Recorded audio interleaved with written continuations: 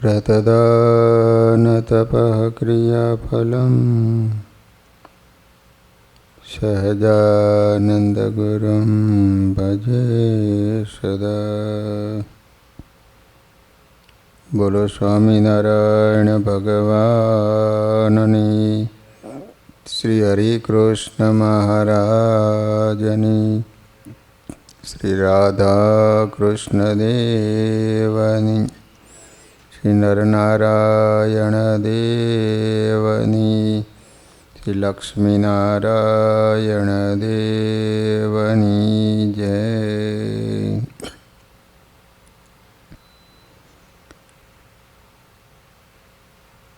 બધા જ હરિભક્તોને ઘણા ભાવથી જય સ્વામિનારાયણ। વાલા ભક્તજનો, આપણે સત્સંગીઓએ ધન ઉપાર્જન કઈ રીતે કરવું,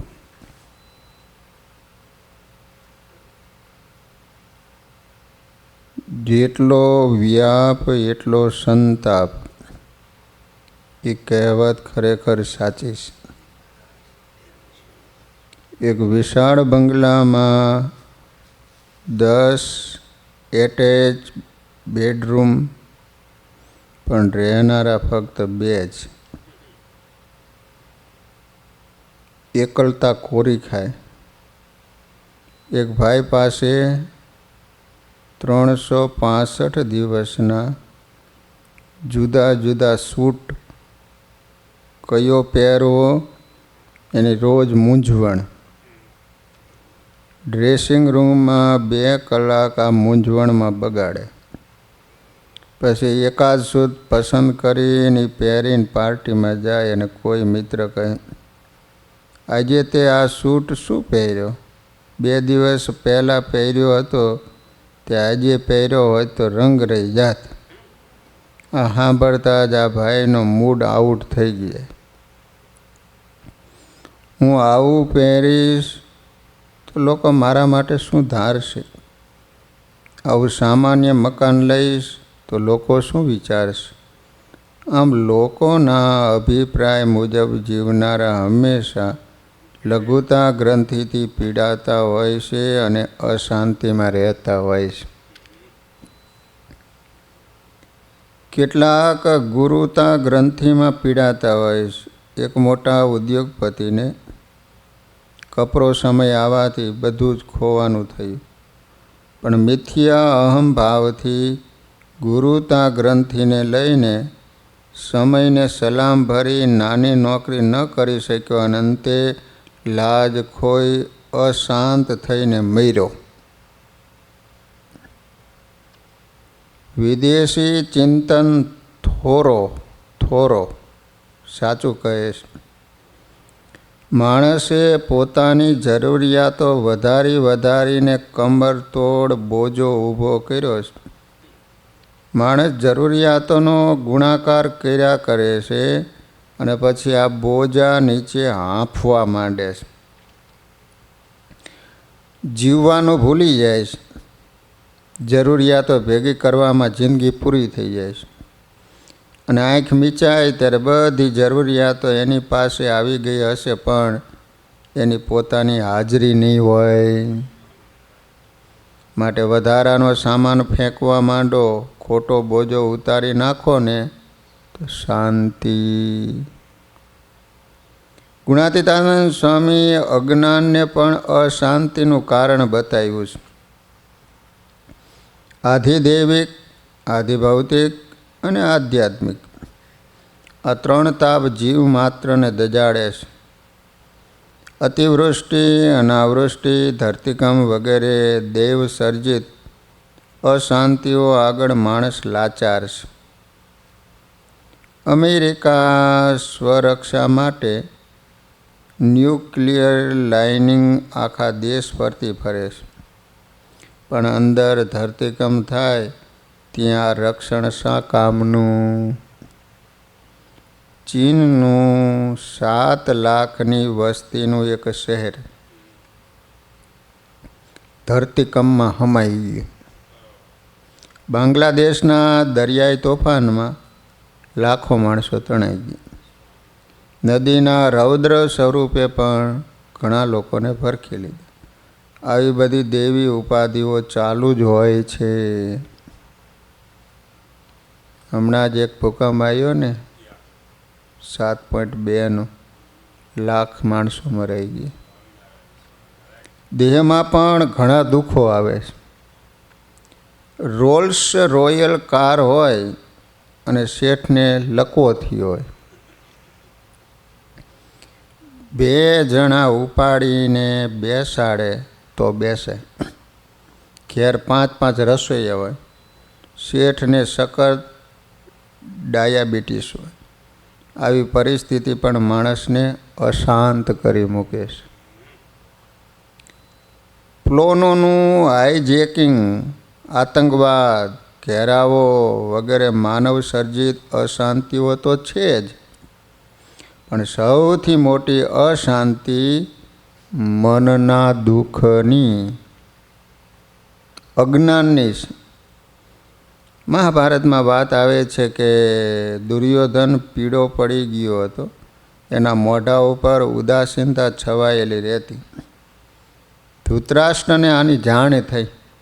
એણે પૂછ્યું, બેટા તને શું થયું? તું કેમ અશાંત છે? દુર્યોધને નિશાસો નાખતા કહ્યું, બીજું તો કાંઈ થયું નથી પિતાજી, પણ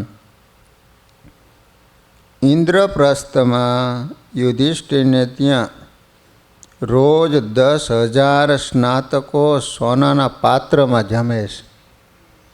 એ જોઈને મને દુઃખ થાય છે. લો હવે આની દવા હું? કોઈ દે કોઈ લે, એમાં વચ્ચે ઠાલા બળી મરનારને શાંતિ કેમ થાય? રાગ, દ્વેષ અને ઈર્ષારૂપી અજ્ઞાનને લઈને માણસ હંમેશા અશાંત રહે છે. એક માણસ પાસે 1 કરોડ રૂપિયા. એનું ઉદાસ મોઢું જોઈને કોઈએ પૂછ્યું, શું ચોરી થઈ? એણે કહ્યું, ચોરી નથી થઈ, પણ આ 1 કરોડ રૂપિયાની વ્યવસ્થા કેમ કરવી ને એની ચિંતા છે. કરોડપતિને હમણાં ઇન્કમ ટેક્સની રેડ પડશે તેવી અશાંતિ રહે છે. એનો બધો સમય 2 નંબરના ચોપડા બનાવવામાં જ જાય છે. એ હંમેશા રઘવાયો જ ફરે. તે બિચારો જીવનને શું માણે?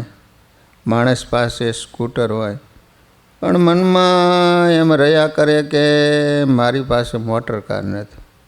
માણસ છતે સાધને દુઃખનો અનુભવ કરે, પણ જે વસ્તુ છે એને ભોગવતો નથી. લો, બધું હોવા છતાં માણસને દુઃખને જ અનુભવે છે. એક માણસે પોતાના ઘરે ટોપલામાં કેરી પકાવવા મૂકી. થોડા દિવસ પછી પાકેલી કેરી ખાવા ટોપલો ખોલ્યો તો 1-2 બગડેલી કેરી દેખાય. એને વિચાર્યું કે પહેલાં બગડેલી ખાવી, પછી સારી ખાઈશ. તે રોજ ટોપલો જુએ, બગડેલી કેરી કાઢી ખાય, પરંતુ બીજી કેરીઓ રોજ ટોપલાની કેરીઓને બગાડતી રહી. આથી ટોપલો ખાલી થયો ત્યાં સુધી રોજ બગડેલી કેરી જ ખાધી. આવું જ કંઈક તૃષ્ણાવાળા માણસનું છે. ઘણું બધું હોવા છતાં મારી પાસે મોટર નથી, મારી પાસે બંગલો નથી, આવી લાઈમાં બેડા જ કરે છે. જે છે એનો ઉપયોગ ન કરો અને નથી એનો રંજ કર્યા કરો, એનું નામ બગડેલી કેરી.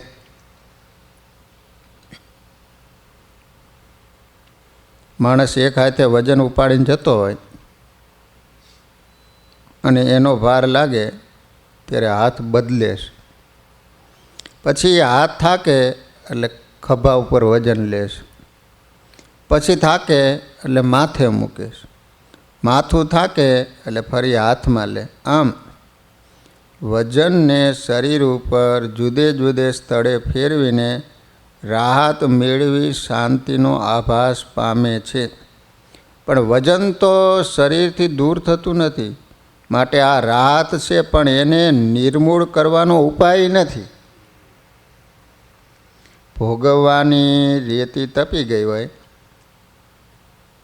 માણસ એના ઉપર ખુલ્લે પગે ચાલે ત્યારે દાઝે, એટલે એ દોડીને થાકે, ઊભો રહે, પણ ત્યાંય દાઝે એટલે ફરી દોડે, પણ એને શાંતિ ન મળે. એમ વિશ્વ આખું તપી ગયેલું છે. રાજા ભી દુખિયા, રંક ભી દુખિયા, ધનપતિ દુખિત વિકાર में, बिना विवेक ભેખ સબ દુખિયા. લો, ભેખધારી પણ દુખિયા છે વિવેક ન હોય તો. સાધુ થાય એ દુઃખ માત્ર ટાળીને સુખિયો થઈ જાય, છતાં વિવેક વગર તો તુચ્છ વસ્તુ માટે ક્લેશ થાય. લો, એ ડખા કરે છે, કોર્ટે કેસ હાલે. લો, વિષયોના બાહ્ય ત્યાગ છતાં એની ઊંડી વાસના એને અશાંત કરી મૂકે છે. હવે ઘરમાં સ્નેહ સંપ સુરદ ભાવ રહે એમ ધન કમાવું. વધુ ને વધુ ધન મેળવવાની લાઈનમાં કેટલાય પરિવારો કુસંપની જ્વાળામાં સ્વાહા થઈ ગયા. ઘરમાંથી એક વ્યક્તિ સવારે નોકરી કે ધંધો કરવા જાય તો બીજી સાંજે જતી હોય. અઠવાડિયે માત્ર એક દિવસ ભેગા થાય. એવા પરિવારમાં સ્નેહ સંપ સુરદ ભાવ કેવી રીતે રહે? તે કરતાં સાથે બેસીને ઠાકોરજીનો થાળ ધૂન કીર્તન ઘર સભા થાય એવી રીતે ધન ઉપાર્જન કરવું. અંદર અંદર એકબીજા પ્રત્યે મતભેદ સર્જાય, ઊંસાતુસી થાય એવી રીતે ધન કમાવવું નહીં. હવે પાંચમી બાબત આવે છે, બાળકોના સંસ્કાર અને પ્રેમના ભોગે ધન કમાવવું નહીં. લો, આ અત્યારના સમયમાં ખાસ જરૂરી છે. સંતતિના ભોગે સંપત્તિ ભેગી ન કરવી. ઘરમાં ઉછરતું બાળક માતા પિતાના પ્રેમ અને હૂંફને ઈચ્છતું હોય છે, પરંતુ આજે ધન પ્રાપ્તિનું ઘેલું લાગેલા માતા પિતા બાળકોને પૈસા આપી દે, એને જોઈએ વસ્તુ આપી દે, પરંતુ એમના માટે પોતાનો સમય ફાળવી શકતા નથી. બાળકો પાસે બેસી એમની વાતને સાંભળવાની દરકાર કરતા નથી. રવિવારના રજાના દિવસોમાં પણ ઓવરટાઈમ નોકરી યા ધંધો કરે છે, પરંતુ બાળકોના સંસ્કારનું શું? એમના ભણતરનું શું? એમને વાલી તરીકેનો પ્રેમ કોણ આપશે? એનો કોઈ વિચાર હોતો નથી. જેના કારણે બાળકો બીજે ટીવી, ફિલ્મો કે અન્ય વિજાતિ મિત્રો સાથે પ્રેમ શોધતા ફરે છે. માટે ધન પાછળ એવી દોટ ન મૂકવી કે બાળકોના સંસ્કાર નામ શેષ થઈ જાય. બાળકો માટે પૂરતો સમય ફાળવવો, એમની પાછળ ધ્યાન અપાય અને એમને વાલી તરીકે પ્રેમ હૂંફ આપી શકાય એવી રીતે ધન ઉપાર્જન કરવું.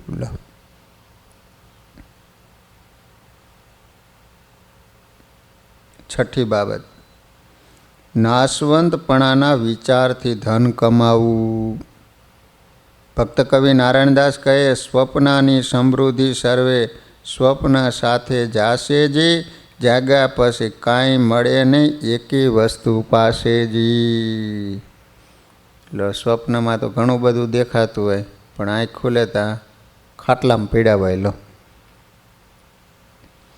સારો દેખાડો સંસારી સ્વપ્નવત છે. એમાં જે કાંઈ દ્રવ્ય સંપત્તિ દેખાય છે એ કાંઈ સાથે આવતું નથી. બધું નાશવંત અને ક્ષણભંગુર. મોટા મોટા નંદ જેવા રાજાઓ પણ ખાલી હાથે ગયા છે. તો આવા નાશવંત દ્રવ્ય માટે આવો મોંઘો મનુષ્ય જન્મ વેડફી ન નાખવો. જ્યોતિષી હાથ જુએ છે અને ભવિષ્ય ભાખે છે. વૈદ હાથ જુએ છે અને રોગ ભાખે છે. ઓર્થોપેડિક સર્જન હાથ જુએ છે અને હાડકાની સ્થિતિ ભાખે છે. બસ બધે આંખો એની એ જ છે, ભેદ છે માત્ર દ્રષ્ટિમાં. સાહિત્ય રસિકને વનવગડાના ઘટાદાર વૃક્ષની છાયામાં હૈયાના હુમડકા સમાતા નથી અને સુથારની વૃક્ષની ડાળીઓમાં સોફા, ટેબલ અને ખુરશીઓ દેખાય છે. એમ સંસારને જોનાર જો આસક્તિથી જોશે તો બંધનો વધવાના જ છે. જો એ સંસારને નાશવંતપણાના વિચારથી જોશે તો બંધનમાંથી મુક્તિનો માર્ગ મળી જશે. ઈશાવાસ્ય ઉપનિષદના પ્રથમ મંત્રના ભાષ્યમાં ગોપાળાનંદ સ્વામી જગતની વ્યાખ્યા કરતા કહે, સ્વરૂપેણ સ્વભાવેન ગચ્છતિ ઇતિ જગત. અર્થાત સ્વરૂપથી અને સ્વભાવથી જેનું પરિવર્તન થતું જ રહે છે એને જગત કહેવામાં આવે છે. પરિવર્તનશીલ છે, દિવસે દિવસે ફેરફાર થતો જાય છે. જેટલી જડ ચીજ વસ્તુઓ છે એ સ્વરૂપથી બદલાતી રહે છે અને ચૈતન્ય એવો જે જીવાત્મા એ સ્વભાવથી બદલાતો રહે છે. કોઈએ કહ્યું છે કે સંસરતી ઇતિ સંસાર, જે સતત સરકતો જ રહે છે એ સંસાર છે. તેમાં કશું સ્થિર નથી, પણ સ્થિરતા ઈચ્છતો બધ જીવાત્મા થોડું જ પરિવર્તન થાય તો એ દુઃખી થઈ જાય છે. સુખ અને દુઃખનું ચક્ર પરિવર્તનશીલ છે. ચડતી પડતી જીવનનો ક્રમ છે. તેમાં સ્થિર રહેવા માટે આવશ્યક છે નાશવંતપણાનો વિચાર. બધું જ સ્વપ્નવત હોવાની પ્રતીતિ, પણ અહીં નિરીશ્વરવાદી થઈ જવાની ભીતિ છે. તેથી જ નાશવંતપણાના વિચારની સાથે જેવી ભગવાનની મરજી એ વિચાર શ્રેષ્ઠ છે, શાંતિદાયક છે અને ભગવાનમાં ભક્તિભાવ વધારનાર પણ છે. સ્વામિનારાયણ ભગવાને આશરે 90 વચનામૃતોમાં સાંખ્ય નિષ્ઠાની ઉપદેશવાણી એટલે કે નાશવંતપણાના વિચારની વાણી વહાવી છે. એક જે સાંખ્ય દર્શન અને બીજું છે સાંખ્યપૂર્વકની સમજણ, જેનો અર્થ થાય છે સંસારના નાશવંતપણાનું અનુસંધાન. આજે આપણે ઠેર ઠેર સાંભળવા મળે છે કે સંસાર દુઃખનો દરિયો છે, સંસાર સમસ્યાઓની હોડી છે, સુખ ક્યાંય જડતું નથી, દુઃખ ક્યારેય મળતું નથી. શું આવી દુનિયામાં જીવવાનો કોઈ અર્થ ખરો? આવી ઘોર નિરાશાના સૂરોમાં શાસ્ત્રો દ્વારા આપણને ઉજ્જવળ આશાનો સૂર સાંભળવા મળે છે. ઋષિઓ કહે છે કે લોકો માને છે એટલી હદે વિશ્વ નરકાગાર નથી. હા, અહીં દુઃખ છે પણ સુખપૂર્વકનું. અહીં સુખ પણ છે પણ દુઃખ સહિતનું. આથી જ એ સુખો હોવા છતાં અધૂરપનો અહેસાસ મળતો નથી. ગમે એટલું પ્રાપ્ત કર્યા પછી પણ અપૂર્ણતા માનવનો પીછો છોડતી નથી.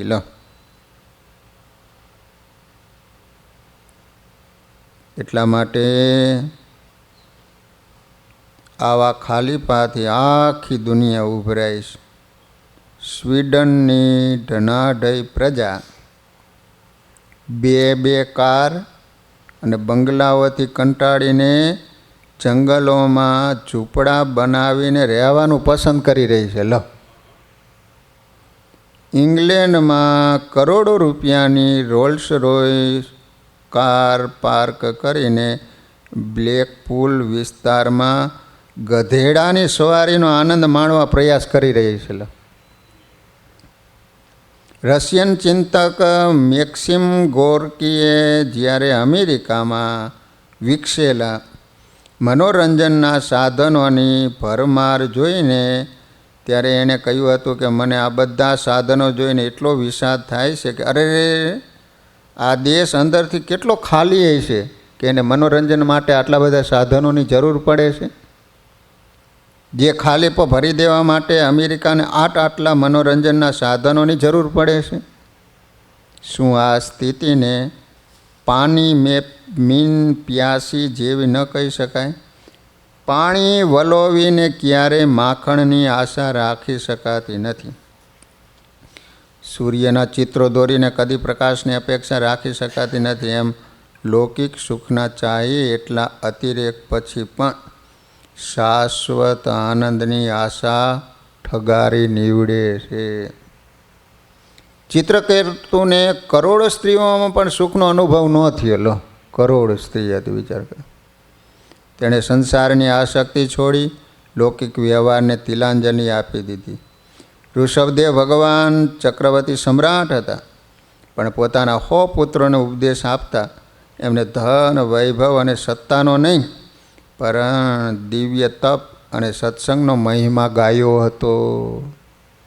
કારણ કે એ હતું કે સાંસારિક પદાર્થો ક્યાંય કોઈને ક્યારેય કાયમી આનંદના ભોગતા બનાવ્યા નથી. પછી એ અડધી ધણીનો ધણી સિકંદર હોય, ઇઝરાયલનો રાજવી કિંગ સોલોમન હોય, કે વિશ્વ વિજયી નેપોલિયન હોય, આ ત્રણેય મહારાજાના મૃત્યુ પીડાદાયક સાબિત થયા હતા. એક પસ્તાવાથી મર્યો, એકે 4 વાર આત્મહત્યા કરવા પ્રયાસ કર્યો અને એકે ખરેખર આત્મહત્યા કરી લીધી હતી. આ વિશ્વના સૌથી ધનપતિઓ સિકંદર, ઇઝરાયલનો રાજવી કિંગ સોલોમન અને વિશ્વ વિજયી નેપોલિયન. એમાં એક આત્મહત્યા કરીને મરી ગયો, એકવાર આત્મહત્યા કરવા માટે 4 વાર પ્રયાસ કર્યા, અને એક તો એવી રીતે પીડાદાયક મૃત્યુ પામ્યો. ભગવાન સ્વામિનારાયણે ખેડામાં એરણ સાહેબ અંગ્રેજ, રોલ સાહેબ, વોકર સાહેબ તથા ડગલી સાહેબ આદિક અંગ્રેજ અમલદારને મળ્યા હતા. ત્યારે એમને આ લોકના સુખ પ્રત્યે નાશવંતપણાનો સાંખ્ય વિચાર દ્રઢ કરાવવા પોતાની રીતે સમજાવતા કહ્યું હતું કે આ જગતના જે સુખ દુઃખ છે એના ઉપર અમારે તાન આગ્રહ નથી. અમે ઘણું દેખી વિચારી નક્કી કર્યું છે કે સુખ કે દુઃખ કાયમ કાંઈ રહેતું નથી. આ જગતનું કાંઈ સુખ દુઃખ છે, બધું ક્ષણભંગુર દેખાય છે. ભગવાને આવું કીધું હતું. લોહીન આ લોકનું દ્રવ્ય સંપત્તિ બધું જેમ શ્રીજી મહારાજને નાશવંત અને ક્ષણભંગુર દેખાય, એમ જ આપણે એના પ્રત્યે નાશવંતપણાનો વિચાર રાખવો. હવે 7મી વસ્તુ છે અકર્તા ભાવથી ધન કમાવવું. શ્રીજી મહારાજ ગર્વગંજન છે. તેઓ કોઈના ગર્વને ચલવી લેતા નથી. માટે મહેનત કરી મારી બુદ્ધિ આવડતથી હું કમાયું છું એવો અહંકાર આવવા ન દેવો. નાહમ કરતા હરિ કરતા. હું ધારું તો પાટું મારીને પૈસા પેદા કરી શકું, દુનિયાના કોઈ ખૂણેથી પાછો ન આવું. આવા દેહ અભિમાનીને યુક્ત અહંકારી વચનો પણ ન બોલવા. નહીં તો ભગવાન શ્રીહરિ ક્યારેક કરોડપતિમાંથી રોડપતિ કરી દે. જે કાંઈ થયું છે થાય છે અને થશે એ શ્રીજી મહારાજની મરજીથી, એમની કૃપાથી થાય છે. આપણી હાથ હલાવવાની પણ તાકાત નથી. માટે અકર્તા ભાવથી ભગવાન શ્રીહરિ જ કરાવે છે એવા ભાવથી ધન ઉપાર્જન કરવું. હવે 8મી બાબત છે ધ્યેય સામે દ્રષ્ટિ રાખીને ધન કમાવવું. આપણો જન્મ અલૌકિક અને અભૌતિક સુખ માટે છે. શાશ્વત શાંતિનો અનુભવ કરી મુક્ત સ્થિતિ પામવા માટે છે. ગાડીનો ડ્રાઈવર ફોન પર વાત કરતો હોય, બ્રેક મારતો હોય, પરંતુ એની નિરંતર દ્રષ્ટિ જે સ્થાને પહોંચવાનું છે તે તરફ મંડાયેલી હોય છે. એવી રીતે આપણો ધ્યેય છે ભગવાન શ્રીહરિ અને સંતો ભક્તોને રાજી કરી અને મુક્ત સ્થિતિ પામી ભગવાન શ્રીહરિને પામવું છે. ત્યારે આપણે આર્થિક વ્યવહારો કરતાં કરતાં પણ આપણી નિરંતર દ્રષ્ટિ આ ધ્યેય તરફ રાખવી કે હું આવી રીતે કરીશ તો મહારાજ અને સંતો રાજી થશે.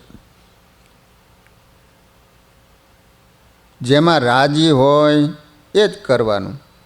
જેનાથી રાજી ન થાય એ ન જ કરવાનું, એવો દ્રઢ સંકલ્પ રાખો. ભગવાન શ્રી હરિ ગરડા મધ્ય પ્રકરણના 26મા વચનાવૃતમાં કહે છે, જે ભગવાનનો ભગત હોય એને તો ભગવાનને, અને ભગવાનના ભક્તને જે ન ગમતું હોય ન જ કરે. હવે 9મું છે, દેખાડા માટે નહીં પણ સેવા માટે ધન કમાવું.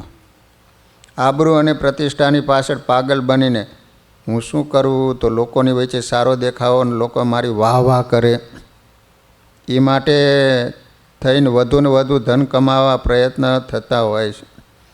મારી પાસે આટલો પૈસો છે, સંપત્તિ છે, એ દેખાડવા માટે ધન ન કમાવું, પરંતુ ભગવાન શ્રી હરિ જે કાંઈ દયા કરી દ્રવ્ય આપે એ સેવા માટે વાપરવું, એવા સંકલ્પ ભાવથી ધન કમાવવું, પણ અન્યને દેખાડો કરવા માટે ન વાપરવું. 10મી વસ્તુ છે, અન્યની પર ઈર્ષા નહીં કરીને ધન કમાવવું. ભગવાન શ્રી હરિની ઈચ્છાથી આપણી ક્ષમતા આવશ્યકતા પ્રમાણે જેટલી આવકો થાય તેવું રાજી થકા કમાવું, પરંતુ આપણા કરતાં અન્ય કોઈની આવક વધે કે ધંધા વ્યવહારમાં આપણા કરતાં તેઓ આગળ નીકળી જાય તો એમની ઈર્ષા ન કરવી. કેમે કરીને એની પડતી થાય, ધંધામાંથી પાછો પડે, એને નુકસાન થાય, એવા પ્રયત્ન ન કરવા. ઈર્ષાને કારણે સામેના પક્ષકાર માટે જ્યાં ત્યાં કાન ભંભેરણી ન કરવી. એમના ધંધાની મોનોપોલી કે ખાનગી વિગતો ખબર હોવા છતાં ખુલ્લી ન કરવી. તેને પોતાના કરતાં વધુ ધન મળે તો પણ રાજી થવું. ઈર્ષાની અગનજાળમાં બળવું નહીં, કારણ કે ખપ પડે ત્યારે તે જ આપણને મદદ કરવાના છે. સંત સમાગમનો યોગ રાખીને ધન કમાવવું. કેટલાક અર્થ ઉપાર્જનની પ્રવૃત્તિમાં એટલા બધા ઓતપ્રોત થઈ જતા હોય, એને નિત્ય પૂજાપાઠ, સ્વાધ્યાય, મંદિરે દર્શન કરવાનો કે સાધુનો સમાગમ કરવાનો પણ સમય રહેતો નથી. પરિણામે જીવનમાંથી સત્સંગના મૂલ્યો ભૂસાતા જાય, સત્સંગનું બળ ઘટતું જાય અને વ્યવહારરૂપ થઈ જવાય. માટે સંસારરૂપી કાદવમાં કમળની જેમ નિર્લેપ રહેવા માટે સંત સમાગમનો યોગ રાખવો ફરજિયાત છે. સત્સંગ અને સંત સમાગમની સમજણની દ્રઢતા થાય અને ગમે એવા દેશકાળમાં વિપરીત સંજોગોમાં પણ સદા આનંદમાં રહી શકાય. હવે 12મી બાબત છે, કોઈની હિંસા કરીને કે દુભવીને ધન કમાવવું નહીં. કોઈ જીવની હિંસા કરીને કે એને દુખવીને કોઈ ધંધા ન કરવા. દાખલા તરીકે માંસ મટનની દુકાનો, પછી જેની અંદર એવી જીવ હિંસાઓ થતી હોય એવા કોઈ ધંધા વ્યવસાય કદાપી કરવા નહીં. પારકાની કે પોતાના કુટુંબીઓની કોઈની આંતરડી બાળીને એને દુભીને કમાયેલું ધન હસી હસીને લેવાય છે, પરંતુ એનું ફળ રોઈ રોઈને ભોગવવું પડે છે. એવો પૈસો વિનાશ નોતરેશ અને દુઃખી દુઃખી કરી દેશ. માટે ભાગીદારો કે સ્ટાફ સભ્યો સાથે એનું શોષણ કરીને કમાવું નહીં કે પૈસા લેવા નહીં. કોઈની આંતરડી બાળીને જેટલું ધન મેળવીએ એટલું દુઃખ વણનોતરું આવે. માટે સ્ટાફ સભ્યો કે કોઈને દુખવીને ધન ન કમાવ, સ્ટાફ સભ્યોને ભાગીદાર ગણવા. પછી આસુરીને પણ દૈવી ધન કમાવવું. સ્વામિનારાયણ ભગવાને શિક્ષાપત્રીના 73મા શ્લોકમાં કહ્યું છે કે અપી ભૂરી ફલમ કર્મ ધર્માપેતમ ભવેદ્યદી. ઘણું છે ફળ જેને વિશે એવું, પણ જે કર્મ તે જો ધર્મ રહિત હોય ને તો એનું આચરણ ન જ કરવું. કેમ જે ધર્મ છે એ સર્વ પુરુષાર્થનો આપનારો છે. માટે કોઈક ફળના લોભે કરીને ધર્મનો ત્યાગ ન કરવો. ધર્મને રાખીને ધન કમાવવું, પરંતુ લાંચ, રૂશ્વસ્તી, ભેળસેળ કરીને, છળકપટ કરીને, કોઈને બાટલામાં ઉતારીને, કોઈનું શોષણ કરીને, ઉચ્છેદ્યું, નખોદ્યું, દાટેલું, લાઇટ ચોરી કે અન્ય ચોરીનું દ્રવ્ય, એ બધું આસુરી દ્રવ્ય છે. જો દેવી દ્રવ્ય ઘરમાં આવશે તો ઘરમાં સુખ શાંતિ જળવાશે, આનંદ આનંદ રહેશે. અને જો લગારે કે આસુરી દ્રવ્ય ઘરમાં આવી જાય ને તો ધનોત્પનોત નીકળી જાય. કદાચ શરૂઆતમાં આસુરી દ્રવ્ય લાગે સારું હો, પરંતુ પાપનો ઘડો ભરાય ને તે બધું ઊંધું વળી જાય. માટે દેવી દ્રવ્ય કમાવવું એ માટે આપણા વ્યવહાર ચોખ્ખા રાખવા, એમાં પારદર્શકતા રાખવી, ભાગીદાર કે ઉપરીથી કોઈ વ્યવહાર છુપાવવા નહીં. ગ્રાહકો, વેપારી, ડિપોઝિટર બધાય સાથે ચોખ્ખા વ્યવહાર રાખવા, ગોલમાલ ન કરવી. દરેક વ્યક્તિને સુખની ઈચ્છા છે. ભારતના પ્રાચીન અર્થશાસ્ત્રી ચાણક્ય પોતાના અર્થશાસ્ત્રમાં પ્રશ્નોત્તરપૂર્વક સુખનું મૂળ બતાવે. સુખસ્ય મૂલમ કિમ, ધર્મસ્ય મૂલમ કિમ, તો કે અર્થ. સુખનું મૂળ શું છે? તો કે ધર્મ. તો વાલા ભક્તજનો, આ રીતે મહારાજ કહે છે કે ધન કમાવું પરંતુ ધર્મને રાખીને. ધંધામાં ધર્મ એટલે નીતિ આવશ્યક છે. સ્વિસ બેન્કો એ આંતરરાષ્ટ્રીય અનીતિનો ધંધો છે ને. ધંધામાં ભેળસેળ એ પણ અધર્મ જ છે. બતાવવું બીજું, આપવું બીજું. તોલમાં પણ ઓછું આપે, માલ સસ્તા દરે વેચી બીજાના ધંધાને નુકસાન પહોંચાડવું. એને ભલે બિઝનેસ પોલિસી કહેવાતી હોય પણ એ હિતાવહ તો ન જ કહેવાય. ધંધો કરવા મોટી હોટલોમાં દારૂ, માંસ અને ડાન્સની પાર્ટીઓ યોજાતી હોય છે. તેમાં આયોજક અને આમંત્રિકો બધા ભાગ લેતા હોય. આયોજક કદાચ આ ખાણીપીણીમાં ભાગ ન લે પણ બીજાને તો ખવડાવે પીવડાવે જ. બીજાને ખુશ કરવા આવા નીતિભ્રષ્ટ આયોજનોની જરૂર નથી. ભારતના અને વિદેશમાં અમુક ટોચના ઉદ્યોગપતિઓ અને વેપારીઓ છે જેઓ આવી પાર્ટીમાં જતા નથી અને આવી પાર્ટીઓ યોજતા પણ નથી. તેઓ આવી ખાણીપીણી અને દૂષણો વગાડીની પાર્ટીઓ યોજે છે. કોઈને એમાં તકલીફ થતી નથી, કારણ કે જેમ આયોજકને ધંધાની ગરજ છે એમ સામાવાળાને પણ ગરજ હોય છે. કોઈ ઉદ્યોગપતિઓ તો પોતાના કારખાનામાં દારૂ, માંસ, ચા, કોફી કે તમાકુ, બીડી, ગુટકાનો પણ નિષેધ બધા જ માટે ફરજિયાત રાખતા હોય. ટિફિનમાં પણ અખાદ્ય પદાર્થોને લાવવા દેતા નથી. સુરતમાં ધોળકિયા પરિવાર છે, ગોવિંદભાઈ, સૌજીભાઈ, તો એને ત્યાં તો 5-10 હજાર માણસો કામ કરે. પણ પહેલો જ નિયમ, કોઈનામાં કોઈ પણ પ્રકારનું વ્યસન ન હોવું જોઈએ. કોઈ વ્યસન નહીં. એવા માણસો જ બધા એમને. આધારાનંદ સ્વામી રચિત હરિચરિત્રામૃત સાગર ગ્રંથમાં નીતિની મહત્તા વિશે વાત કરતા સ્વયં શ્રીહરિ કહે, લોકો જેટલી અનીતિ કરે છે ને એટલા વધુ દુઃખી થાય છે. જે કાંઈ દુઃખ કહેવાય છે ને બધું અનીતિમાં રહ્યું છે. જે કાંઈ સુખ કહેવાય છે એ સર્વ નીતિમાં રહ્યા.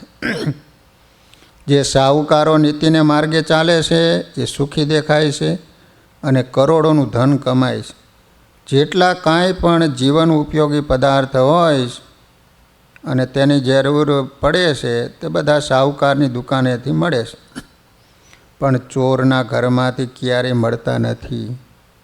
જે લોકો જેટલી અનીતિ કરે છે એને જીવનમાં અન્ન તથા વસ્ત્ર મળતા નથી. અને નીતિના જે ગ્રંથો કહેવાય છે તે સમાજને અનીતિ કરતા રોકે. પ્રજાનું પાલન કરનારા જે રાજા હોય એને પહેલાં નીતિ ભણવાનું કહ્યું છે. જો પહેલાં રાજા નીતિના માર્ગે ચાલે તો એ પ્રજાને પણ નીતિ શીખવાડે છે. રાજામાં જેવા ગુણ હોય એવા ગુણ પ્રજામાં પણ આવે છે. એટલા માટે આધારાનંદ સ્વામી કહે છે કે જે મનુષ્ય જેટલા નીતિમાં તત્પર થઈને ચાલે તે સૌથી ઊંચા હશે, એમ ખુદ ભગવાને કહ્યું છે. ભગવાનનું નીતિરૂપી સિંહાસન સૌથી વધારે ઊંચું અને એના ઉપર સર્વોપરી ભગવાન રહ્યા છે. માટે જ્યાં નીતિ છે ત્યાં ભગવાન રહે છે. સહજાનંદ સ્વામી મહારાજની જય.